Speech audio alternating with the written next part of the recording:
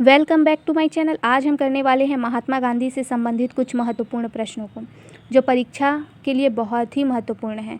तो प्रश्नों को ध्यान से देखना, परीक्षा में बार बार पूछे जाते हैं। और आगे बढ़ने से पहले चैनल को सब्सक्राइब कर लेना और वीडियो पसंद आए तो लाइक ज़रूर करना। अब देखिए क्वेश्चन नंबर पहला क्या है।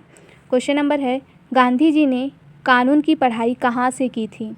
तो आपको बताना है कि महात्मा गांधी ने जो कानून की पढ़ाई की वो कहाँ से की थी।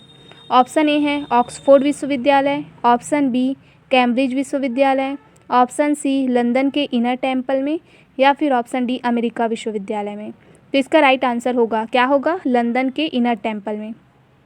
तो गांधी जी ने कब 1888 में इंग्लैंड जाकर कानून की पढ़ाई इनर टेम्पल से की, याद रखिएगा। अब चलते हैं अगले प्रश्न की ओर। अगला प्रश्न है हमारा, गांधी जी ने दक्षिण अफ्रीका में पहला सत्याग्रह कब किया था। तो पहला सत्याग्रह जो किया था वो दक्षिण अफ्रीका में किया था। तो वो कब किया था आपको बताना है। तो इसका राइट आंसर होगा, क्या होगा बताइए। इसका राइट आंसर होगा 1906। कब किया था, 1906 में अफ्रीका में पहला सत्याग्रह क्या किया, शुरू किया इन्होंने। तो 1906 में कहाँ, ट्रांसवाल में, यानी कि दक्षिण अफ्रीका में एशियाई विरोधी कानूनों के खिलाफ, किसके खिलाफ, एशियाई विरोधी कानूनों के खिलाफ गांधी जी ने पहला सत्याग्रह किया था। याद रखिएगा, ये क्वेश्चन बन सकते हैं एग्जाम के लिए। अब देखिए अगला प्रश्न, महात्मा गांधी भारत कब लौटे थे। तो ये प्रश्न जो है बहुत सारे एग्जाम में पूछे गए हैं और आगे भी पूछे जा सकते हैं। तो बताइए महात्मा गांधी भारत कब लौटे थे। तो इसका राइट आंसर होगा 1915 में। कब लौटे थे, 1915 में। और डेट अगर बात की जाए तो 9 जनवरी, कब, 9 जनवरी 1915 को महात्मा गांधी भारत लौटे। और इसी दिन को यूएनए यानी कि संयुक्त राष्ट्र ने विश्व भर में क्या कहा है, प्रवासी भारतीय दिवस के रूप में मनाते हैं। तो याद रखिएगा, प्रवासी भारतीय दिवस के रूप में मनाने का फैसला किसका था, तो वो था संयुक्त राष्ट्र का। अब देखिए अगला प्रश्न, गांधी जी को महात्मा की उपाधि किसने दी। बताइए महात्मा गांधी को महात्मा की जो उपाधि दी गई है वो किसने दी है। तो इसका राइट आंसर होगा, क्या होगा, रविंद्रनाथ टैगोर ने। तो टैगोर जी ने इन्हें महात्मा की उपाधि दी है। कब दी, तो 1915 में रविंद्रनाथ टैगोर ने गांधी जी को महात्मा कहा। अब देखते हैं अगला प्रश्न, महात्मा गांधी को किस आंदोलन के दौरान राष्ट्रीय नेता के रूप में पहचान मिली। बताइए कौन सा वो आंदोलन था जिसके दौरान राष्ट्रीय नेता के रूप में महात्मा गांधी को पहचान मिली। तो इसका राइट आंसर होगा, क्या होगा, चंपारण आंदोलन। कौन सा आंदोलन था, चंपारण आंदोलन। कब हुआ, तो 1917 में। कब हुआ, 1917 का जो चंपारण आंदोलन था उसने गांधी जी का पहला ये सत्याग्रह आंदोलन था जिसने उन्हें राष्ट्रीय स्तर पर पहचान दिलाई थी। तो याद रखिएगा। अब देखते हैं अगला प्रश्न, 1918 का खेड़ा आंदोलन किस कारण हुआ था। बताना है कि 1918 का जो खेड़ा आंदोलन हुआ वो किस कारण हुआ था।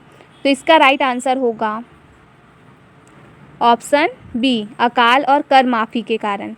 किसके वजह से, अकाल और कर माफ़ी को लेकर ये खेड़ा आंदोलन हुआ था। और ये किसानों को क्यों, देखो अकाल पड़ा था तो किसान तो ऐसे ही बहुत ज़्यादा क्या थे, नुकसान में थे, और ऐसे में फिर कर मांगा जा रहा था। तो इस कारण से क्या हुआ था, ये खेड़ा आंदोलन हुआ था। क्योंकि फसल भी बर्बाद हो गई और कर माफ़ भी नहीं हो रहा है, तो कर वो कहाँ से अदा करेंगे, इसीलिए ये आंदोलन हुआ था। अब देखो अगला प्रश्न, सत्याग्रह आश्रम कहाँ स्थित है। बताना है महात्मा गांधी ने सत्याग्रह जो आश्रम था वो कहाँ स्थित किया था। तो इसका राइट आंसर होगा, क्या होगा, साबरमती में। कहाँ किया था, साबरमती में।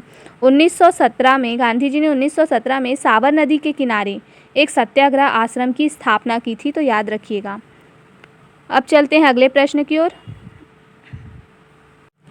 देखिए प्रश्न है हमारा, महात्मा गांधी को राष्ट्रपिता किसने कहा था। तो आपको बताना है कि महात्मा गांधी को राष्ट्रपिता कह के किसने कहा। तो इसका राइट आंसर होगा, क्या होगा, आप लोग भी सोचिए। इसका राइट आंसर होगा सुभाष चंद्र बोस। क्या होगा? सुभाष चंद्र बोस ने महात्मा गांधी को राष्ट्रपिता कहा। कब कहा? तो 1944 में सुभाष चंद्र बोस ने सिंगापुर रेडियो प्रसारण में महात्मा गांधी को क्या कहा? राष्ट्रपिता कह के संबोधित किया था। तो याद रखना कि किसने कहा और कब कहा। तो जब सिंगापुर रेडियो में सूचना प्रसारित की जा रही थी तो उस प्रसारण के माध्यम से महात्मा गांधी को संबोधित करते हुए राष्ट्रपिता के तौर पर संबोधित किया था। अब देखिए अगला प्रश्न क्या है। गांधी जी ने किसके साथ मिलकर खिलाफत आंदोलन का समर्थन किया? बताइए, गांधी जी ने किसके साथ मिलकर खिलाफत आंदोलन का समर्थन किया था? तो इसका राइट आंसर होगा, क्या होगा? ऑप्शन ए, शौकत अली और मोहम्मद अली, इनके साथ मिलकर खिलाफत आंदोलन का क्या किया था? समर्थन किया था। और इन्हें अली बंधुओं के नाम से भी जाना जाता है, ये भी याद रखिएगा। अब देखिए अगला प्रश्न क्या है। गांधी जी द्वारा प्रकाशित पत्रिका यंग इंडिया किस भाषा में थी? अब देखो, पत्रिका से भी बहुत सारे प्रश्न जो हैं पूछे जाते हैं कि ये पत्रिका किसकी थी और किस भाषा में थी। तो अब महात्मा गांधी के बारे में जान रहे हैं तो ये भी जानना इम्पॉर्टेंट है कि महात्मा गांधी द्वारा कौन सी पत्रिका जो है प्रकाशित की जाती थी। तो उसका पहला देखो कौन सा है? Young India. तो आपको बताना है कि जो यंग इंडिया जो पत्रिका है वो किस भाषा में प्रकाशित की जाती थी। तो इसका राइट आंसर होगा, क्या होगा? इंग्लिश में, अंग्रेजी में।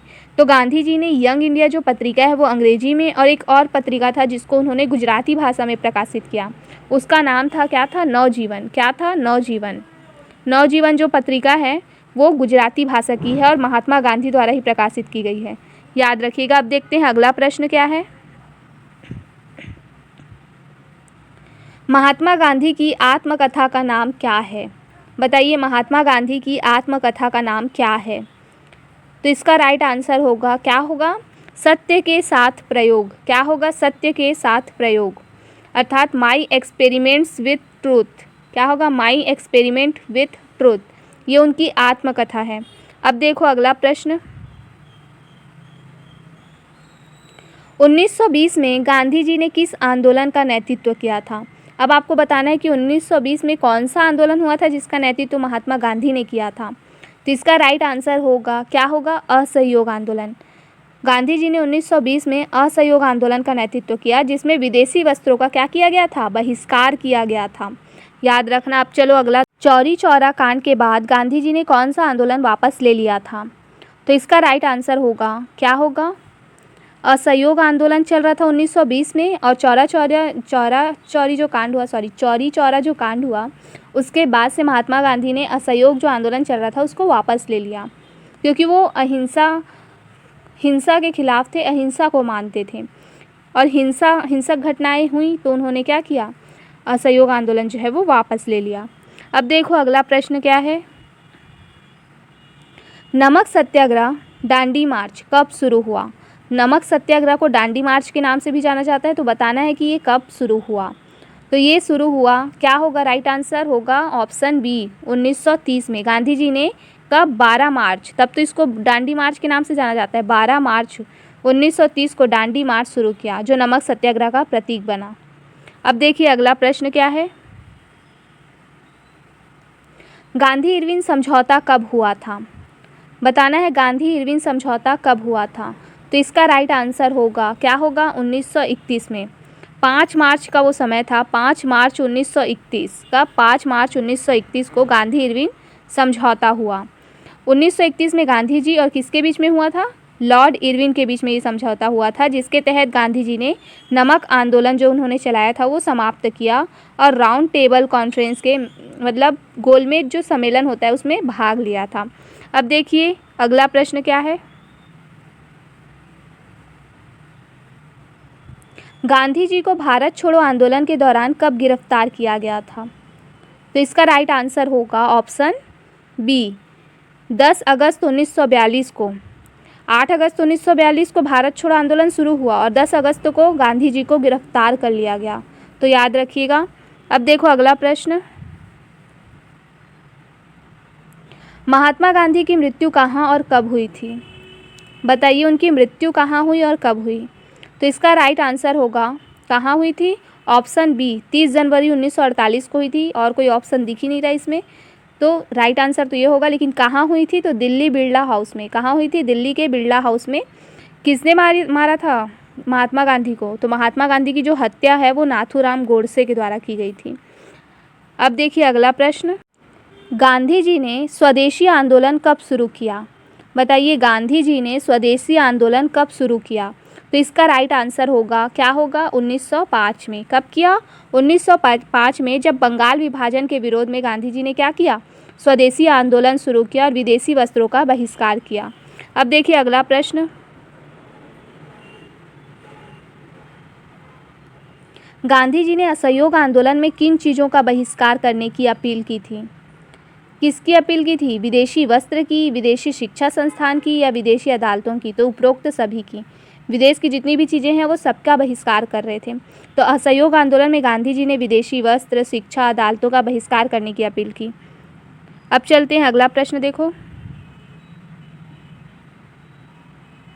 गांधी जी का आदर्श जीवन किस सिद्धांत पर आधारित था? तो ये तो सबको पता होगा, गांधी जी अहिंसा और सत्याग्रह के मानने वाले थे। तो गांधी जी का जीवन और आंदोलन अहिंसा और सत्याग्रह के सिद्धांतों पर आधारित था। नॉन वायलेंस क्या है? देखिए अगला प्रश्न क्या है,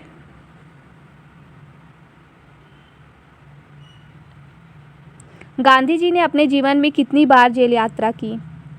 बताना है कि गांधी जी ने अपने जीवन में कितनी बार जेल यात्रा की। तो इसका राइट आंसर होगा 20 बार। कितनी बार? 20 बार। सोचो, एक इंसान 20 बार जेल जा चुका है। स्वतंत्रता संग्राम के दौरान गांधी जी को ब्रिटिश सरकार ने लगभग 20 बार जेल भेजा, फिर भी उसकी जो मन की जो शक्ति थी वो टूटी नहीं, है ना। भारत के प्रति, भारत को आज़ादी दिलाने में जो उनका सहयोग था वो कम नहीं हुआ। अब देखो अगला प्रश्न,